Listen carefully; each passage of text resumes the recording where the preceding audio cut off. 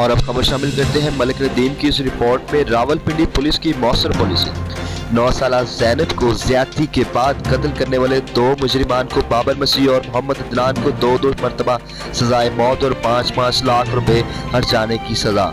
जुर्म छुपाने पर मुजरिमा कविता उर्फ अनिका को 7 साल कैद और 1 लाख रुपए हर्जाने की सजा सुनाई गई। मुजरिमान को मुअज़्ज़िज़ अदालत के जज अफजल मजूका ASJ ने सजा सुनाई। मुजरिमान ने रवा साल मार्च में मासूम बच्ची को ज्यादती के बाद कत्ल कर दिया था। वाक़या की इत्तला पर CCPO रावलपिंडी ने नोटिस लेते हुए मुलव्वस अफराद की फौरी गिरफ्तारी का हुक्म दिया था।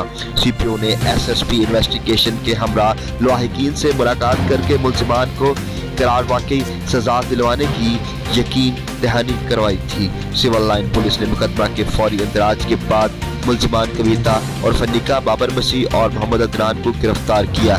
SSP इन्वेस्टिगेशन की ज़ेर निगरानी तफ्तीशी लीगल टीम्स ने मुकदमा के मौसर तफ्तीश और पैरवी की। आज थाना सिविल लाइन के एक केस बाबर सरकार नाम बाबर मसीह में जो फैसला हुआ है उसमें दोनों मुलजमान को 2 बार सज़ाए मौत की सज़ा सुनाई गई है।